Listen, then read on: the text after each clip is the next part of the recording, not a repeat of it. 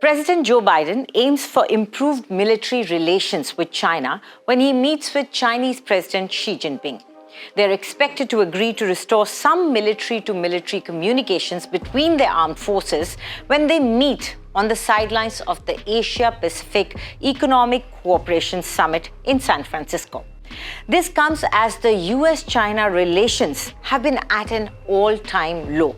The seeds of distrust are sown deep, and the two countries continue to lock horns on every world issue. They are never seen on the same side of any geopolitical debate. Now it seems Biden wants to extend an olive branch. It is believed that now the plan is to revive the regular talks under what's known as the Military Maritime Consultative Agreement, which until 2020 had been used to improve safety in the air and sea. US military leaders have expressed repeated concerns about the lack of communications with China, particularly as the number of unsafe or unprofessional incidents between the two nations' ships and aircrafts have spiked. According to the Pentagon's most recent report on China's military power, Beijing has denied, cancelled or ignored military-to-military communications and meetings with the Pentagon for much of the last year and this year. The report warns that the lack of such talks raises the risk of an operational incident or miscalculation spiraling into a crisis or conflict. The US views military relations with China as critical to avoiding any missteps and maintaining a peaceful Indo-Pacific region. Here's a look at the often fraught relationship between the US and the Chinese militaries.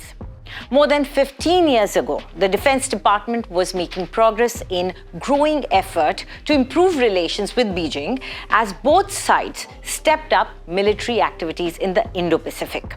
The US was concerned about Beijing's dramatic and rapid military growth, and China was suspicious of America's expanding presence in that region. In an effort to improve transparency and communication, defense leaders from the two countries were meeting regularly. And in a 2008 speech in Singapore, then Defense Secretary Robert Gates noted that relations with China had improved, and that a long-sought direct telephone link between the US and China had finally been established. He said he had used it to speak with the defense minister. He and other defense chiefs, joint chiefs, chairmen and regional high-level US commanders routinely traveled to China over the next decade, and Chinese defense leaders came to the Pentagon. In 2013, then Defense Secretary Chuck Hagel noted, "We don't want miscalculations and misunderstandings and misinterpretations. And the only way you do that is you talk to each other." The following year, Hagel made a historic visit to Yuchi Naval Base and became the first foreign visitor to go aboard China's first aircraft carrier as it was docked at the base.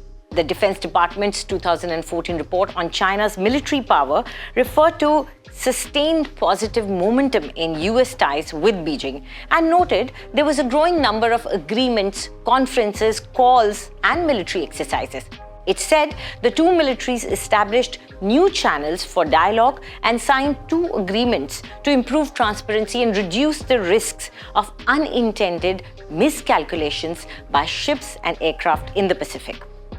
Even as the military leaders were meeting, the Obama administration's widely touted pivoted to the Pacific, which added troops, ships, and other US military activity in the region, triggered vehement criticism from Beijing.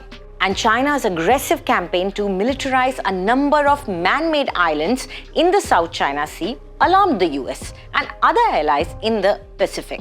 The allies were worried that China would seek to limit international transit through the region and that the islands could be used as bases for military action. In 2018, the Trump administration abruptly withdrew an invitation for Beijing to participate in the military exercise known as Rim of the Pacific, citing what it called strong evidence that China had deployed weapons systems on the islands. China has argued that it is within its rights to build up defenses in the South China Sea on what it believes is its sovereign territory. The Pentagon routinely complained that there was little tangible progress in the press for greater transparency in China's military ambitions and its burgeoning defense budget. And China bristled at America's continued support for Taiwan, the self-governing island that Beijing views as its own. More broadly, the US issued sharp condemnations of China's escalating cyber attacks targeting government agencies and breaches and cyber espionage into sensitive defense programs. And then came the pandemic and Nancy Pelosi. Direct military contacts with Beijing dropped off during the COVID-19 pandemic due to both travel restrictions and tensions over China's potential responsibility for the deadly virus that began within its borders. And in August 2022, Beijing suspended all military contacts with the US in the wake of former House Speaker Nancy Pelosi's visit to Taiwan. Pelosi was the highest-ranking American lawmaker to visit Taiwan since 1997, and her visit sparked a surge in military maneuvers by China. Beijing dispatched warships and aircraft across the median line in the Taiwan Strait, claiming the de facto boundary did not exist, fired missiles over Taiwan itself, and challenged established norms by firing missiles into Japan's exclusive economic zone. US officials suggested China was simply using Pelosi's visit as a convenient excuse to cut off ties, which were strained by other points of contention, including economic sanctions.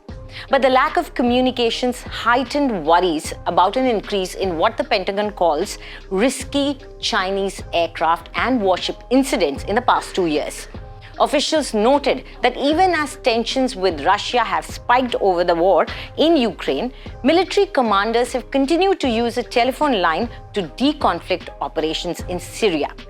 The Defense Department last month released video footage of some of the more than 180 intercepts of US warplanes by Chinese aircrafts that have occurred in the past 2 years, more than the total number over the previous decade. Defense officials said the Chinese flights were risky and aggressive, but stopped short of calling most of them unsafe. They said this was part of a larger trend of regional intimidation by China that could accidentally lead to conflict. Experts believe it is important to restart the talks under the Maritime Agreement. Resumption would be a signal that the two sides can work together. With the world facing wars and rise in regional conflicts, it is important for two of the world's most powerful and influential nations to sit together and at least be open to regular dialogues. Do tell us what you think about this video in the comment section, and for more news updates, subscribe to India Today.